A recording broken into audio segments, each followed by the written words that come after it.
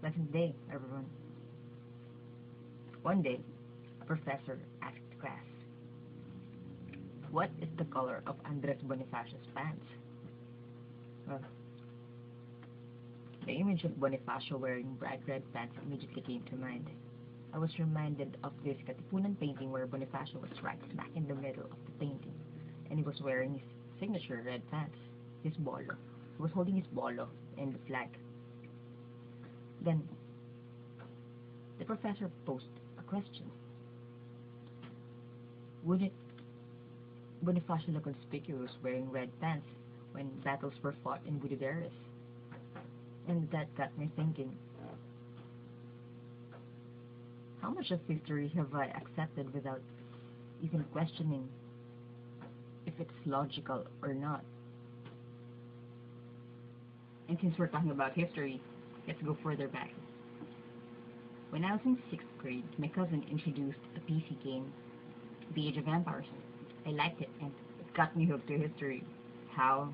Well, to be a good player, you have to read about the civilizations to understand the weakness and know their strength. For example, the Phoenicians were great shipbuilders and the Egyptians were chariot makers and the Babylonians had good fortifications. But then, that's a lot for a 12-year-old to absorb. But as I said, I was hooked. And now, this professor was shaking the foundations of history and making me think what's real and what's not. But what exactly is history? Before the asset of knowledge, prehistoric men used body language, hand symbols, and pictures to tell a story. And when they learned to speak, they imparted the story of their race through verbal means. And thus, an epic like Gilgamesh was passed down to posterity. And then, when the Egyptians and Sumerians developed handwriting, history has reached a milestone.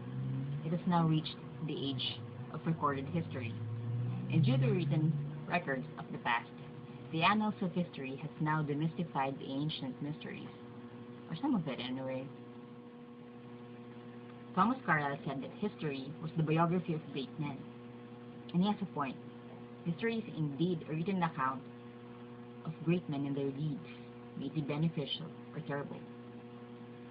But some say that history is just an interpretation of what happened in the past by the historians who wrote it.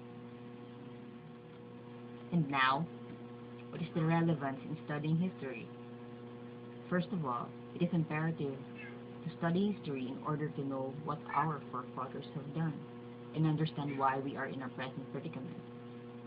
A child would feel incomplete without knowing anything about it. Secondly, having someone to look up to is advantageous. We can emulate the greatness in them and in turn be a credit to our society. And lastly, knowing the extent of damage our forefathers have done, we can find solutions to the problems, so the sins of the fathers shall not be visited. Analyzing history should not focus on whether Bonifacio really wore a pair of red pants on every historical event he was in, or how this intelligent person did this and that. I believe that it is more important to understand how a seemingly ordinary individual became a dent in history.